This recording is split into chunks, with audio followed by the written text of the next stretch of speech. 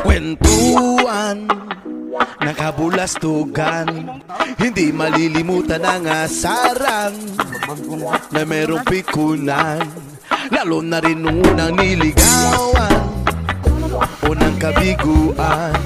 At dyan nagsiseryoso ang usapan at pagdadamayan na tunay at tapat na kaibigan.